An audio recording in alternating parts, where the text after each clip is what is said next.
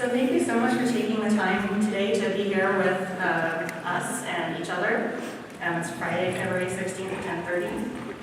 I am really excited for this session called Making Science Accessible by Design. And we're lucky to have three wonderful speakers here with us today. And I'll be serving as moderator after we hear from each of them. My name is Rachel Klein, and my pronouns are she, her, and hers. I'm a mid-40s white woman with faded purple hair and glasses, and I'm wearing a blue shirt. And I've created a digital access copy of the slides for anybody who needs them. So if you want, you can go to this URL, https://t.ly/GOCJS.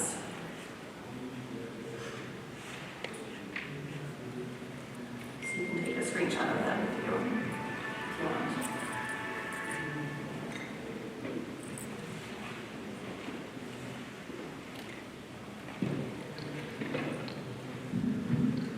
Awesome. All right, so as we begin, I want to acknowledge the land on which we gather. Land acknowledgements are important to help undo Indigenous erasure and to tell a more complete truth about our history. Here, in what's called Denver, we're on the traditional territory of the Ute, Cheyenne, and Arapaho peoples. We also recognize the 48 contemporary tribal nations with ties to the land called Colorado. We acknowledge that their ancestors were forced out by colonization, genocide, disease, and war. We acknowledge that the Cheyenne and Arapaho were victims of the Sand Creek Massacre committed by the U.S. Army in 1864. We pay our respects to elders past and present. We also acknowledge the extraction of life and labor from millions of people of African descent for more than 400 years. AAA's headquarters in Washington, D.C. is very near the White House and the Capitol, both of which were built by enslaved Black laborers. And since we're here at a science meeting, we encourage you to think about the ways that science has harmed and continues to harm Indigenous peoples and those of African descent, and the power that you have to stop and repair it. This acknowledgement is just a small step towards creating collaborative and respectful relationships with Indigenous peoples and nations. You can visit this URL on the slide here, native-land.ca, to learn more about Indigenous lands across North America. We encourage you to consider building relationships with your local Indigenous communities and actively supporting them, whether that's with time, money, or land. As we acknowledge this history and this present, we're called upon to work towards justice, equity, and liberation for all. So first, I'll introduce our three speakers and say a quick word about our program at AAAS. So speaking first will be Dr. Wanda Diaz-Merced here. She is a computing scientist and astrophysicist and the executive director of the historic site for the Arecibo Observatory in Puerto Rico. Second will be Amelia Dahl at the end of the stage here. She is a deaf archaeologist currently working professionally for the federal government, Bureau of Reclamation in Pueblo, Colorado. She earned her bachelor's degree in art history from Gallaudet, her master's degree in anthropology, archaeology from Texas State, and 2 certificates in geographic information system from Front Range Community College. Amelia's volunteer accomplishments with her online platform, Amelia the Archaeologist, among previous board positions, earned her the recognition of being one of the selected few Rising Stars 2023 with Colorado Springs Business Journal /6035 Media. In her personal time, she researches documented archaeological resources regarding deaf people in antiquity, and is illustrating an American Sign Language accessible coloring book centered on looted cultural artifacts. And then last, we'll hear from Dr. T.C. Weissman, next to Wanda here. She is an Indigenous Pacifica, South Asian, and Asian non-binary person who was late diagnosed as autistic at 48 years old in 2017. Since her diagnosis, T.C. co-founded the Autistic Researchers Committee at the International Society for Autism Research, developed the Autism Training Academy offering online training about autism and neurodivergence, and became a founding editorial board member of the only journal focused on autistic adults, Autism in Adulthood. TC led 14 international researchers as the primary author on a study focused on autism and universal design training for faculty, and continues to work the crossroads of neurodivergence, intersectionality, equity in education and the workplace, and the social systems that impact them.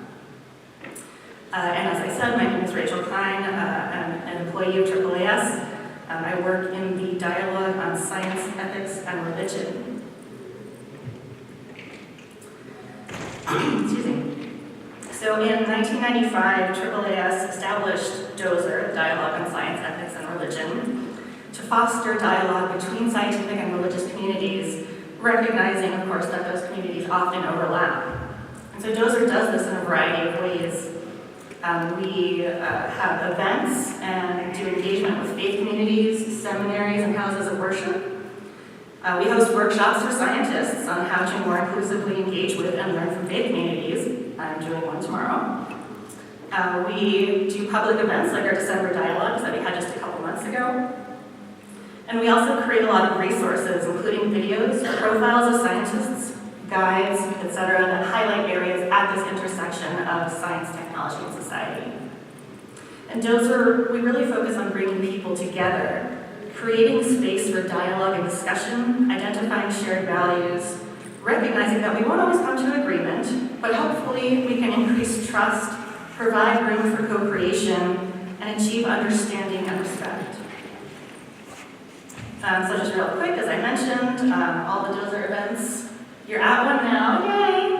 And there are more. There is one this afternoon run by my colleague Curtis Baxter in the back there, Thinking Outside the Box, Science, Engagement, and Literacy in Faith Communities. And then, as I mentioned, tomorrow I'm running a workshop on science engagement with people of faith. All right, so now each of our speakers is going to talk for a few minutes, and then we'll have some moderated discussion, moderated by me, and then we'll have some time for audience Q&A. So there will be a mic up here, but if you can't come up to the mic, just raise your hand and we will get a mic to you. Okay, so everybody will talk for a couple minutes now. First up is Dr. Wanda Diaz-Merced. Good morning to you all. Good morning. Thank you so much for the very kind invitation. Rachel, thank you.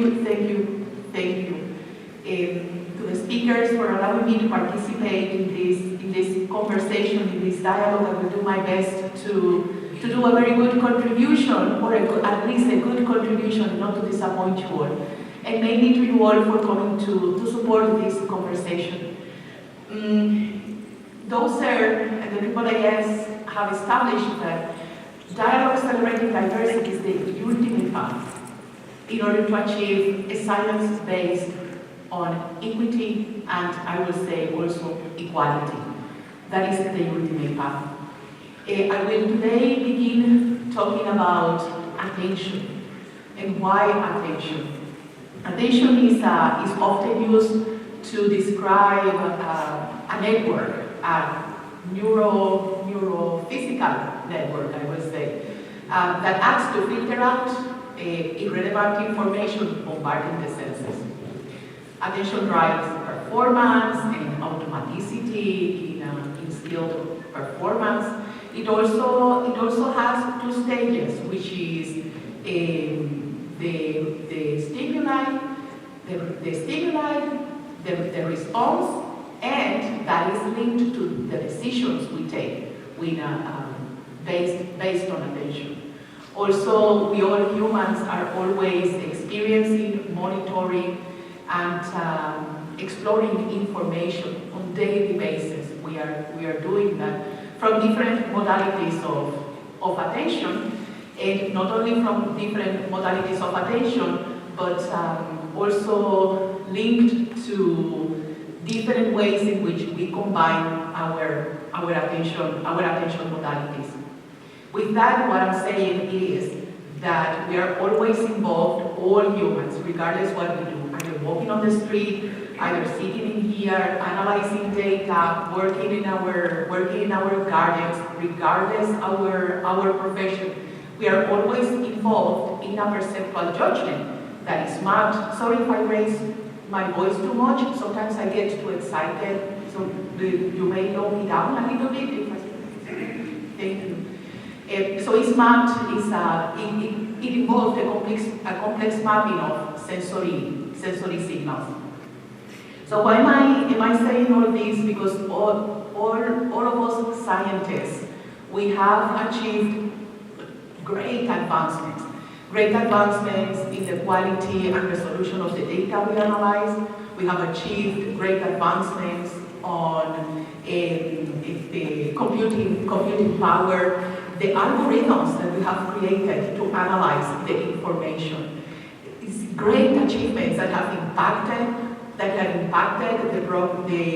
the Sustainable Development Goals, decreasing poverty, directly related, also working on climate change, and also, for example, increasing or decreasing, right, the ratio of people that has no continuous access to a high quality water. We have achieved that.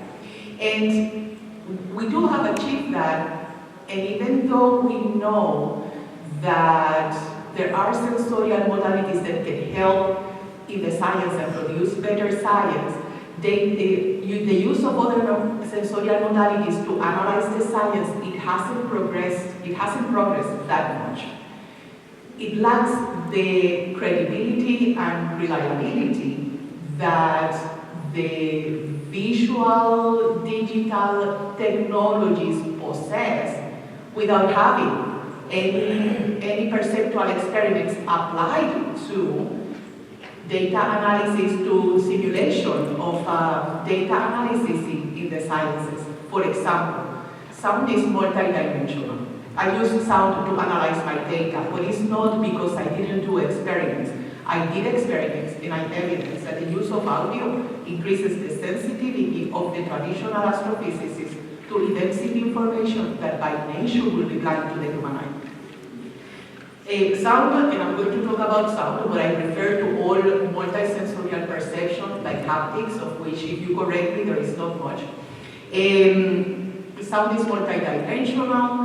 Its context dependency allows you to analyze information in short and long scales. We did our experiments with evidence that it supports the astronomers or the astrophysicists to spot events in the data that by nature are blind to the human eye. And it's not used. It was used at the end of the 1800s, and then it didn't use. It gave me the impression that I couldn't,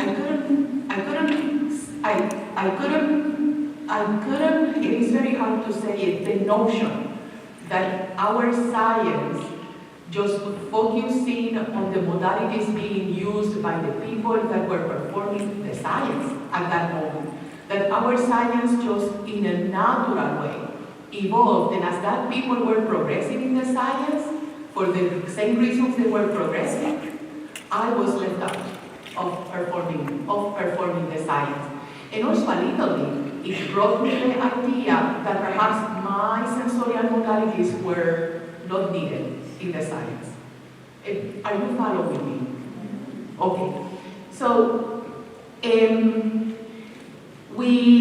I know that you're trusted people, that you are people that are trusted, and that is very important because that makes really huge your contributions and your part in leading the younger generation. The scientific community is reaching a point in which they are asking for evidence on the usability of multisensorial perception to analyze the information, which is very good. And at the same time, I go back and I think, why are they asking for evidence if visual modalities evolve to the point in which they are without any perceptual evidence applied to the analysis of information? So I come here today with some recommendations. I know that you work really hard. I admire you all. I take off my hat at the advancements you have done, especially the advancements on battling the limitations of the traditional numerical methodologies that we use to analyze the information, which we know it linearizes or stationarizes the data. And in my framework, using sound, it allows you to apply mathematical states at the beginning, at a posteriori defined, not to decide first what the mathematical analysis is and then run the data analysis, which is very, very, very risky. So I come today with some recommendations, and in between those recommendations, it comes the recommendation of to stop diverting the efforts to mainstream multisensorial practice in science. This is very serious. To stop diverting those into education and people outreach efforts. Education and people outreach is very, very, very important. It is, but I'm a scientist. If I come to you with a proposal to use multisensoriality to analyze the collision of two black holes, two merging bodies, do not divert it to education and people outreach. There are people that specialize on education and people outreach and also on design. Another one is to access to address from its very roots the unequal access to information. It is because of that it is very hard for us to progress, to get into the field and progress in the field. And that makes me think, and linking it to attention modalities, that makes me think that it is about the choices we make, the practices that which our institutions engage in order to employ people, the digital programs that we select. It is about the practices in which we engage the environment in our working office, and to do an effort to make the work for disabilities prestigious, not a job. At that time, when sound stopped being used, perhaps, as I said, it was rendered as not useful or not necessary, not useful, not necessary at that time. But it also brings into the conversation that the context of the person was important, but secondary important. Does that make sense? It was important, but let's do this first. And the context of the person was left out from those moments when we stopped using multisensorial perception to analyze the information. I couldn't bring my own modalities in order to analyze the information. My hope today is that we leave this room with concrete actions, with concrete thoughts, for all of us to be able to mainstream and be in the forefront, doing all together the science we want to do. Thank you.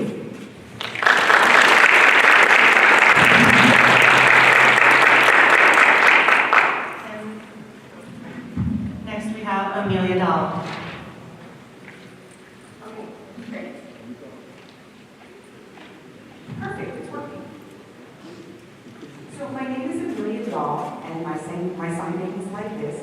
Just as she explained, I have a master's in archaeology, I have some certifications, I have long brown curly hair, I have pink glasses, I have a rust-colored blouse on, and a plaid skirt. So I'm going to show my slides. I'm going to give everybody a moment to read the slide before I go into my explanation of the slide.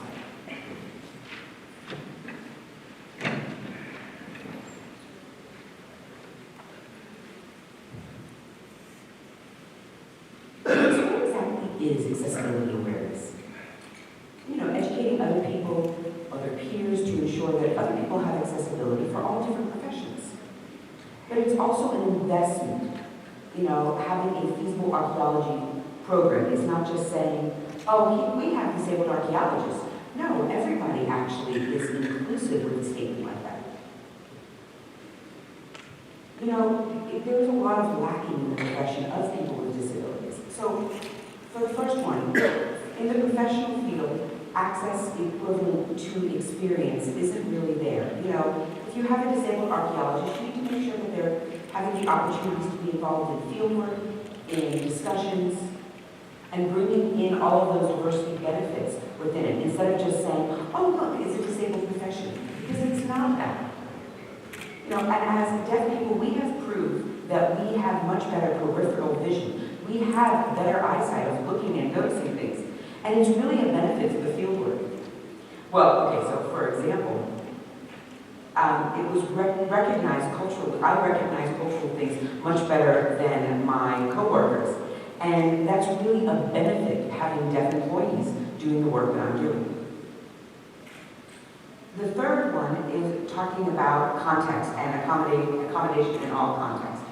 Some people are not comfortable saying, I have a need or I need an accommodation. And then there are people like me who are like, oh, whatever, I'll tell you. Because I know that it's going to benefit others from the requests and the needs that I have. But some people might then become more comfortable to request those accommodations.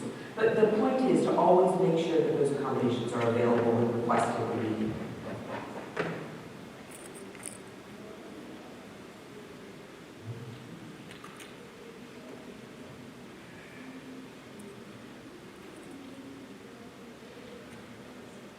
There are many different types of archaeologists.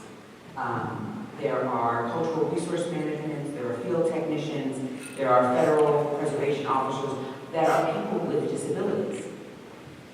But, you know, often we're required to, you know, people say that we're required to disclose our disabilities, but we're not, and we don't have to. Now, we can choose to ask for accommodations, and it's truly up to us and our decisions and our discretion whether or not, you know, we want to have those accommodations. And then it's the supervisor's responsibility to, you know, ask what the accommodations are that we are requesting and how to accommodate them. It's not their decision to make it for us. But ironically, you know, when you talk about disabilities and, you know, who are the other disabled archaeologists out there, most people will say, oh, we don't have any. There's no people. I'm not disabled. I'm just an archaeologist. My disability is considered an invisible disability. Because if I was just walking around town, you would not know that I had a disability until maybe you saw my hearing aids, and then you're like, oh, okay, this person is deaf and they have a disability. So for me, I have no choice but to disclose my disability because, you know, I need to have an interpreter, the voice that you're hearing right now. This is my accommodation because my primary language is American Sign Language. But often, you know, people with other disabilities that are archaeologists, they don't realize that they are considered to be a disabled archaeologist because they don't see it that way. It's just different classifications. And of course, you don't have to disclose that. It would be nice for them to feel comfortable to disclose it. And sometimes people will disclose to me because I'm also an archaeologist with disabilities. And it's just, again, trying to think about how to improve the archaeology field for people with disabilities. So you'll see two pictures here on this slide.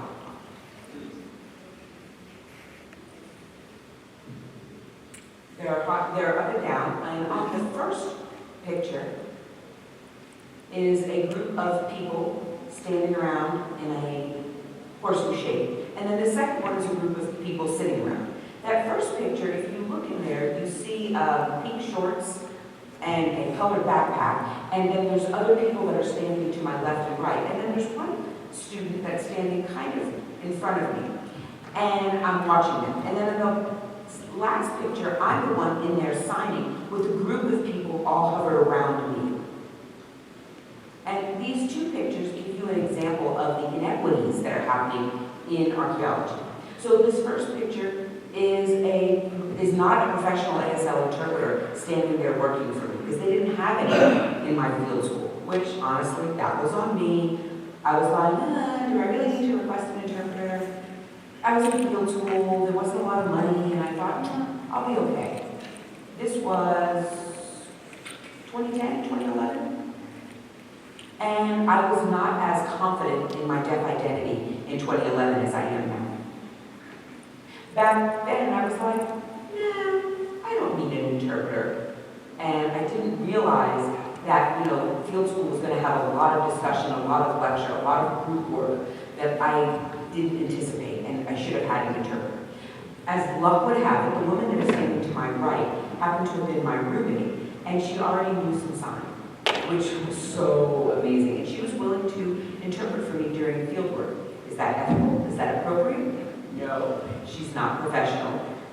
she wasn't really an interpreter, but this is an example of an inequity that's happening in the field. The second picture is me giving a presentation to the deaf students here in Colorado at the Rocky Mountain Deaf School. And as you can see, just all of these students, how engaged they are. They're communicating in their own language, my first language, communicating, going back and forth, socializing, and truly engaged in the process of learning.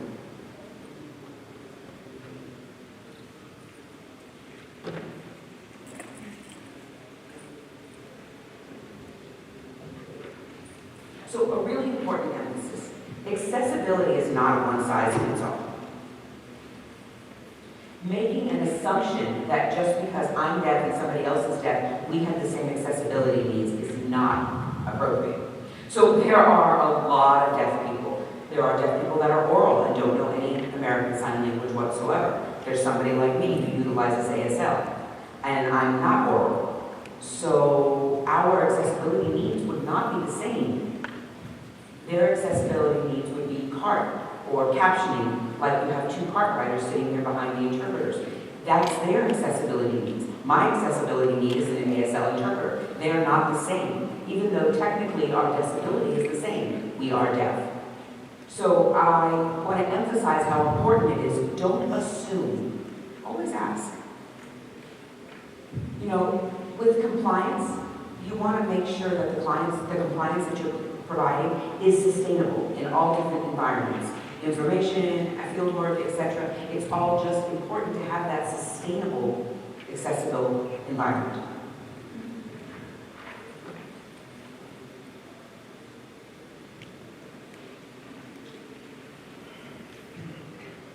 So there are four little boxes on this slide, and I'll explain each of them.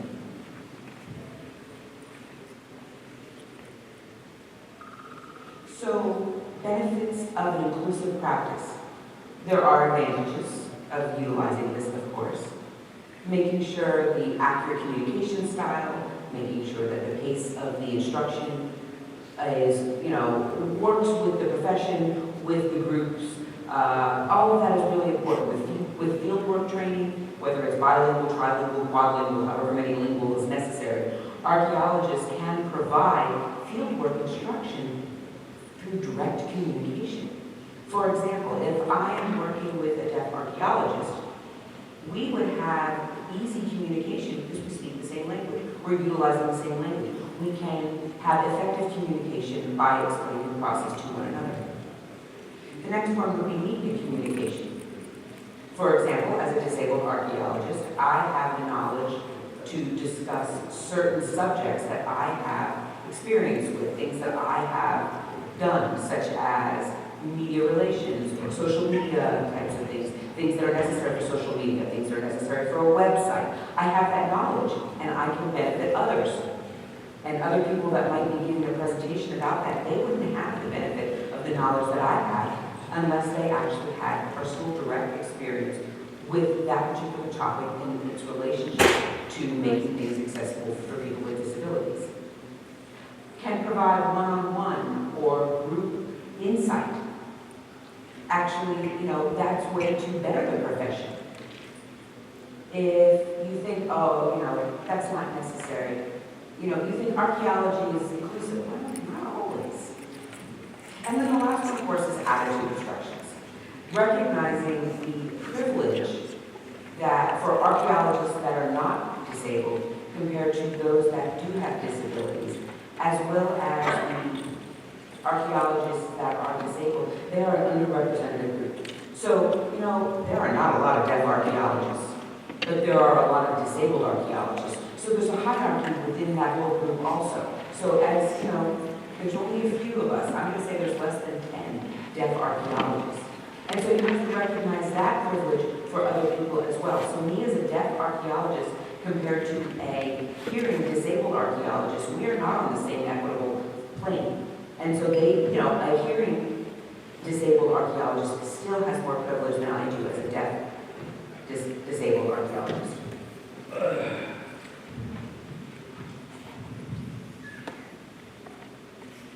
So to include accessibility, it seems like difficult, and it's an arduous task, but you really have to think about it. There's a lot of tips, there's a lot of suggestions, there's a lot of availabilities. The internet, book, websites, as well as a personal who is a trained archaeologist that has staff that knows about it, can help you. So it doesn't have to be as difficult as doing a dig. You just have to do the work, and over time you learn more and you realize how easy it is to make accommodations. So my 3 recommendations is to identify available accessible opportunities and make sure that you have a list of resources for that. Spend some time learning about accountability and determining of what type of needs are necessary to be accommodated, and also making sure that it is sustainable and accessible so that it can continue to evolve for disabled archaeologists. So the next 3 slides, I'm going to put them up. It's got 3 different sections on them. And if you want to take a picture of those, I'll leave it up for a moment so that you can talk about those. So you can have that for your references, and then I'll talk about it. So archaeology programs worldwide don't really accommodate the needs of disabled archaeologists. But it's kind of ironic, because as archaeologists, we work with communities, right? We work with cultures, we work with people, but the programs that we're supposed to be learning for don't work with us. And so we need to acknowledge that, and acknowledge the lack of inclusivity in archaeology programs, and invest time in having these conversations to welcome all types of archaeologists into the field. On this slide, there are 3 boxes. There is tactile displays. So there's tactile displays. A tactile display says, allowing visitors, including those with visual sensory impairments, to touch and feel replicas of artifacts. The hands-on opportunities enhance understanding and engagement of the cultural heritage shared. Okay, and then the next one says accessible pathways, wheelchair ramps, and other related accommodations needed make it possible for individuals with modality challenges to explore archaeological sites and reveal the historical and cultural significance. Sign language interpretation provides sign language interpreters, i.e. in the U.S. and bordering countries, American Sign Language, ASL, Lengua de Census Mexicana, LSM, and Lenguas de Census de Cuba, LSQ, during guided tours, lectures, presentations, webinars, which ensure deaf and hard of hearing individuals can access shared information.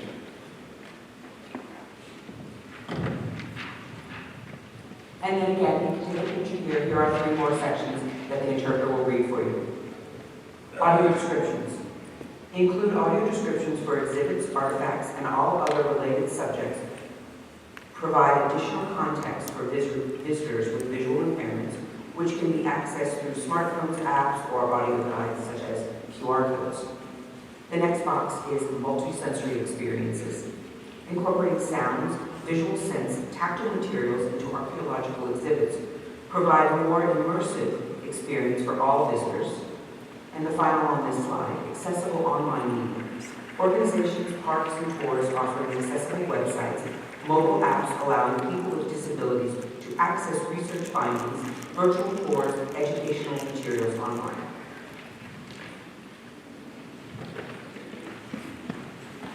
And the final slide was strategies and methods.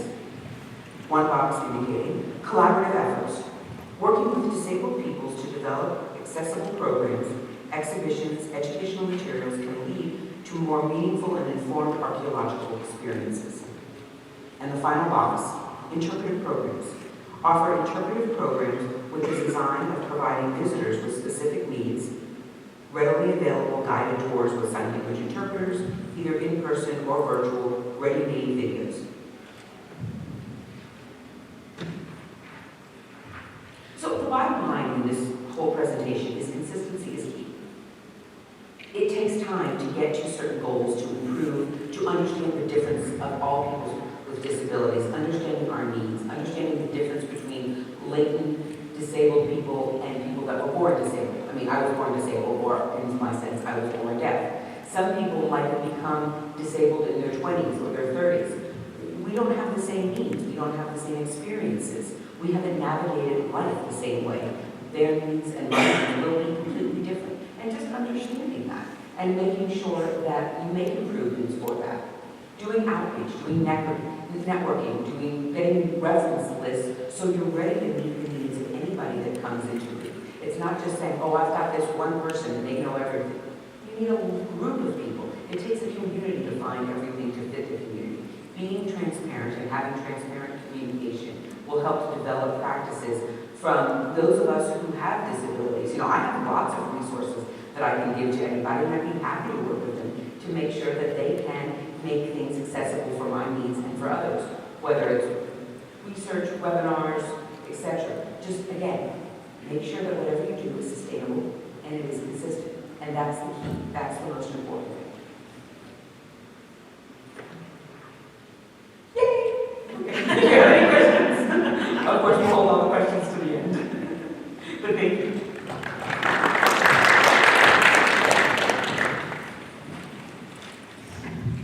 And next we have Dr. T.C. Weisman. Hi, everyone. So thanks so much for letting me bring this together. We're talking about accessibility being the building block of innovation. And I just want to make note of what both Wanda and Amelia said, which I think is important. Wanda said that science reflected those who were performing science traditionally. So we're talking about people with status, with privilege. We're talking about people who have access. And so as you see us today, we're the people who are coming up. We're the people in the next sort of iteration of science. So I want you to consider that when we're talking about accessibility. And Amelia also talked about accessibility being an investment, not just being something that we do that includes others. It's not about including us as others. It's about actually creating space, equal space, equitable space, and just space for the rest of us. So I just wanted to start with that. So what do I mean when I talk about accessibility as a building block of innovation? I want to lay a foundation, first of all, because I want to talk about it from the level of higher education, because that's where we all started our careers. So we know through research that 1 in 5 students in higher education, undergrad college students, report being disabled. And of those 20%, only 37% disclose their disability to their higher education institutions. In grad studies, 12% of graduate students report having a disability, and just under half, 48.6%, will report their disability to their college or their university. I want to talk specifically about autistic people because A, I'm autistic, but also because we're a unique population with unique needs that's often misunderstood when it comes to accommodations and accessibility. 44% of autistic adults will enroll in a post-secondary institution and in some sort of education. And that's quite a lot for our population. And 15% to 36% will disclose their disability. So we're missing out on supports and on accommodations. We're missing out on the kinds of resources that we actually need. So why is that? Let's look at undergrads and graduate school students. The number one across the board is stigma. We encounter stigma across the board all the time, whether it's, the three of us can talk to you about that, I'm sure, ad nauseum. Also, there's a fear of negative influence on our application. Some graduate students, state that they are encouraged by faculty not to disclose in their application because they probably won't be accepted. There's a fear of discrimination, faculty and institutional ignorance, faculty lack of awareness, and faculty lack of desire to accommodate, and then not having any kind of whether they're motivated or not, there's no fallback for us to be able to complain about that or get accommodations in a timely manner. There are inappropriate accommodations for those of us who went through grad school. They're built for undergrads, and they're one size fits all. As Amelia said, that just does not work. Not wanting to be labeled. The perception of special treatment by faculty, staff, by other students is also a big one. And we've all had previous negative experiences, and of course there's just limited supports. So what can we do to address that? How can we make sure that we are being as inclusive as possible? Well, one of the ways is universal design.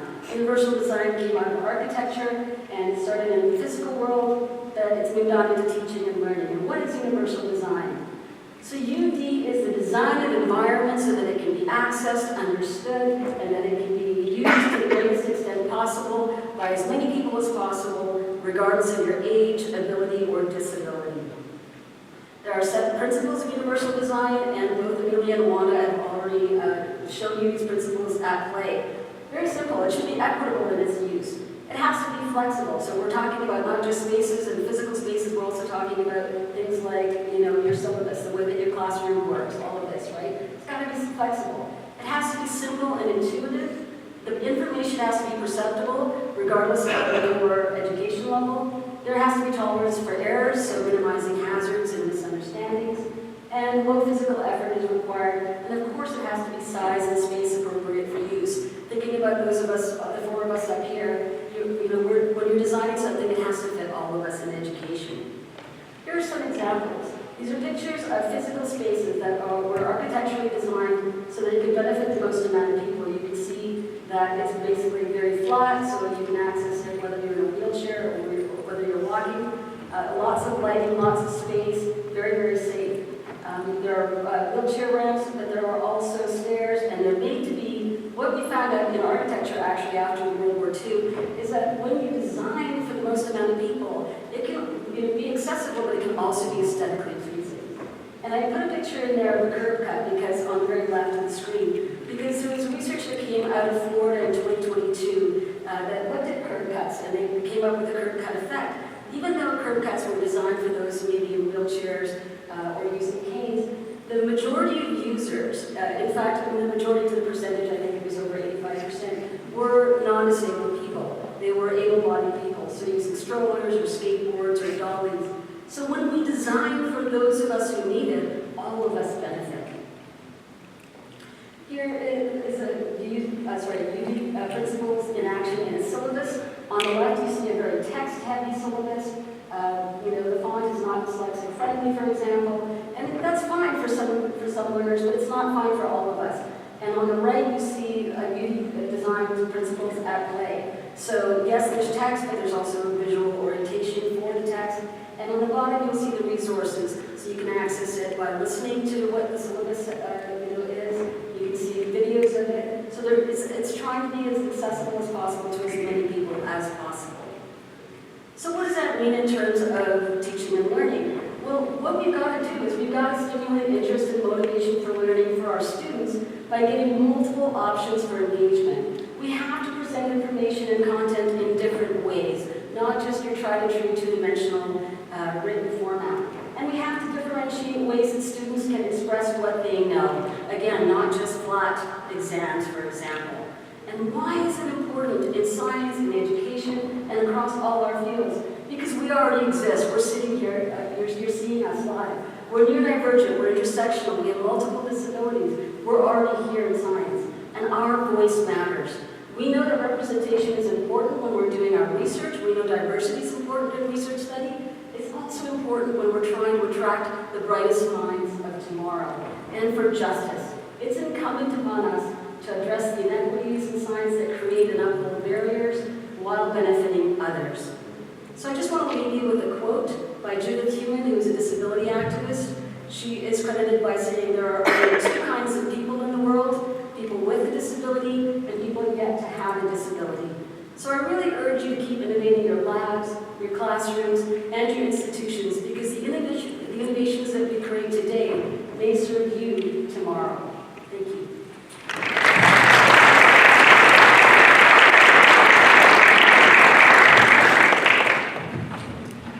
Thank you so much to all of our speakers. We will have some lightning round questions, a couple from me and then hopefully a couple from you all. Yes, I just wanted to go over some community norms, be respectful of all of us here, please be professional, and when you ask a question, please ask an actual question, which is generally a short sentence where your voice goes up at the end.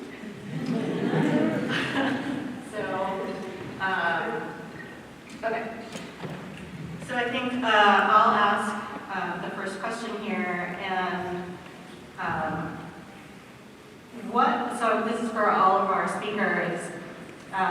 What's one thing that everybody here can do when they go back to their homes or workplaces to put these principles into practice? Anybody can jump in. I'll start. We have a motto in the autism community. We say nothing about us without us. And that's an important motto, whether it's research populations of different kinds, including autism research, which is what I do. Make sure that if you're creating policies or if you're creating initiatives, that you include those of us who are, neurodivergent, who have multiple disabilities and who are intersectional. So include us, get educated, obviously, about different kinds of disabilities. I'm a proponent of getting educated about neurodiversity, obviously. And also make sure that when any initiative that's coming out, or any policy, again, that you always include as many different kinds of people as possible. As Amelia said earlier, there are differences in the kind of experiences we have within the deaf community. There are the same in the autistic community.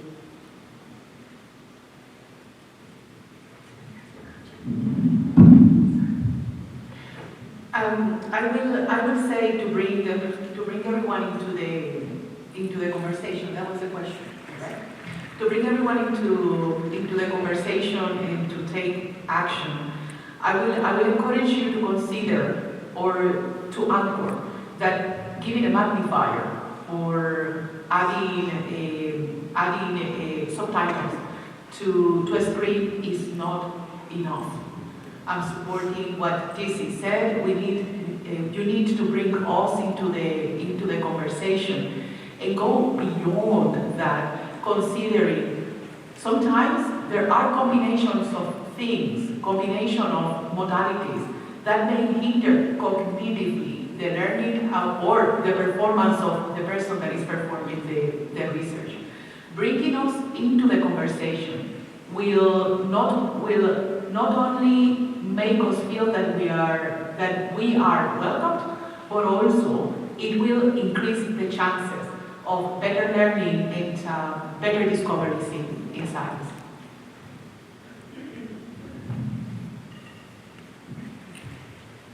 To add to what's already been stated and how to take action, make sure that you have the transparency to communicate as far as what actions you have already taken, what are the steps that you are willing and able to do, or how do you need to get more research on. So again, it's that transparency and communication within the community and say, well, this is what I did, this is what I will do, this is what it's going to look like in 5 years or in 10 years, etc. Take action and follow up with the transparency of that action. Thank you.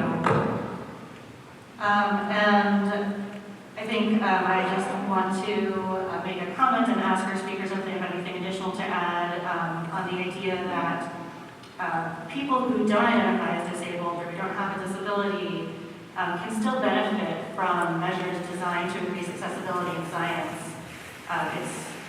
It's not something that a person that isn't disabled yet will never use. Like, I use the curved cuts all the time, right? Like, I use ramps. So does anybody have any example of that or comment they want to make on that idea that it's not just necessarily for disabled people? I can give an example. This is in the captioning. I mean, captioning, as simple as that. How many people enjoy it? You think that you can hear really far away, but you can't. Nobody can really hear really, really far away. But you can see captioning on a big screen, can't you? So for example, like television in a restaurant, there's a television that's far away and the captions are there. Could you hear the sound coming out of that TV? No, but can you read the captions? Of course. So my accessibility has become your privilege. Can I? Yeah. Another example, which is thank you, Amelia, for the example. Another example I want to mention is 2 weeks ago in the Polish Academy of Sciences, INTUC as an organizational or institutional project to research on the use of sound in order to analyze astroparticles in gravitational waves because of the benefits it brings to the mainstream community or the community that has no disabilities but are yet to have a disability. So that is one example, because little by little, by changing the mindset and remaining focused on it is mainstream science, at least what Wanda wants to do. It is mainstream science what we want to do, and demonstrating that we can produce mainstream science. Then now other scientists are using audio, which was initially to familiarize blind people with the information. I just wanted to say, like a rising tide lifts all boats. When you're designing for us, for those of us who are non-traditional people, you're actually designing for yourself, as you know, Amelia and Wanda just said. We're also designing for those who are yet diagnosed or undiagnosed or misdiagnosed. We're designing for people who have different learning styles, and we're designing for people who don't really know that they need these things yet, but they will in the future. So I'd like to take a couple minutes for any audience questions. If you'd like, you can come up to the mic in the middle aisle here. We probably have time for, let's say, 2, unfortunately. Or if you have a question and can't get out to the mic, please raise your hand and somebody can come to you with the mic. I just wanted to speak to, this last item we were talking about, how not only people with disabilities can be benefited, and speaking particularly to this whole captioning idea, I found it incredibly useful because I find it difficult to understand certain accents that people use. And even when I watch movies on the television, like American Hollywood movies, and the dialogue is flying by, and so I turn the captioning on. So I totally buy into this idea that everybody benefits, basically. And you may not call what I have a disability, but it's certainly a challenge for me. Thank you. Yeah, absolutely. Hi, thank you so much. I also want to follow up on that about closed captioning benefiting everyone. And my question is, when you change the default, you can really benefit a lot of people. And so what's one recommendation that each of you have that we can go back and take and apply and advocate for in our lives on science and policy that we can try and get changed, like making closed captioning the default in online meetings, that could really benefit everybody? Thank you.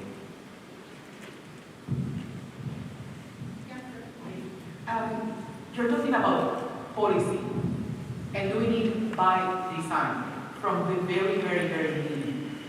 The situation I have found in the many decades I have of practice, I will not say how many, but the many decades I have of practice and going from one scientific institution to the other, is that our modalities were rendered as not necessary. That is the experience that I have. I have no assessments, but that is my experience. What I think it has to be done is that we establish a floor. So it cannot go below this point. It can go from this point up, and I'm moving my hand above, because the scientific people is an economy that is based on visual technologies. And when I say visual, it's monosensorial technologies. For some of them, adding this is an investment that will cause losses. And I'm talking about not only adding a captioning, I'm talking about allowing us to perform in the mainstream of the research.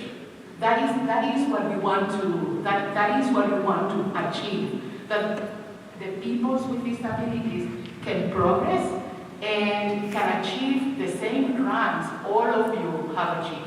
I'm the executive director of an observatory. I do not know how I got into that position. I work a lot, right? I know I work a lot. But if you track how I have progressed in rank, the decades I have been working and exerting myself is not proportional, and that happens to most people with disabilities. There may be one or two that people refer to, but if you go really into statistics, and I have the experience that statistics are not are not honest. Statistics that address the gap in between what institutions report as achieved and how the people with disabilities are progressing and are achieving different ranks in the field. That is something that has to be addressed. So I would go establishing a floor, so it cannot go below this. It has to go over that. And in that context, start to address even policy making, dialogues based on that policy mandates, etc. Because it's what is happening, and forgive me, I'm taking over. It's a situation that has to be addressed as seriously as other issues on inequalities are being addressed. Forgive me. Thanks, and Amelia has an answer too. I could add quickly just to that. Best practice, if you're looking at captions, is to have captions always be embedded and built in. So therefore, it's always there. So don't rely on auto captions, because auto captions are funny captions. If any of you have ever used auto captions, there's a lot of mumble-jumble jarble that are not actual terms. So if you do embedded captions, that's always much better. And having an option for embedded captions, because so for me, I like a black background with a white font. So I have a black background with a white font. But for somebody who's deaf-blind, they would rather have a yellow font with a black background. Well, even possibly without the black font, but maybe just a black outline with yellow captioning. So my needs as a deaf person and a different deaf-blind person might have different needs for captions. So have them embedded, but have them optional as far as how you can change what the look of them are. So that would be my recommendation for changing that. Thank you. Thank you very much all for being here. Again, these are our DOSERV events. We have one this afternoon, and I am running a workshop tomorrow as well on science engagement with people of faith. We have a wonderful resource website at sciencereligion.dialogue.org. You can stay connected with us this way. And the last thing I want to ask for our speakers to share is what's one thing that you all see that gives you hope in this space?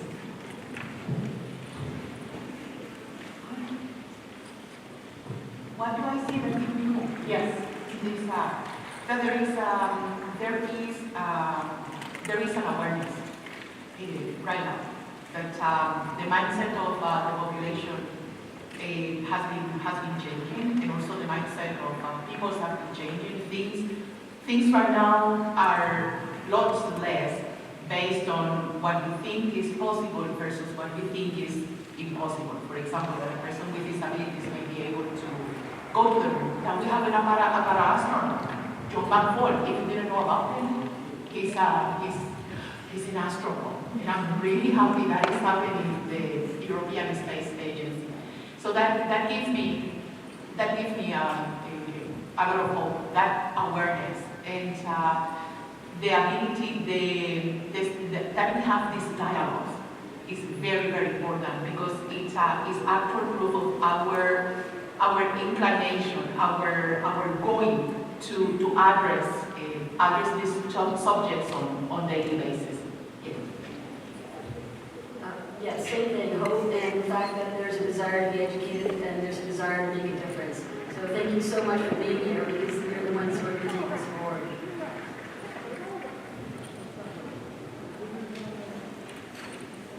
You know, comparing now to 10 years ago, 20 years ago, I see so much of a difference, a lot of change, not just in, the general public, but also in ourselves as well.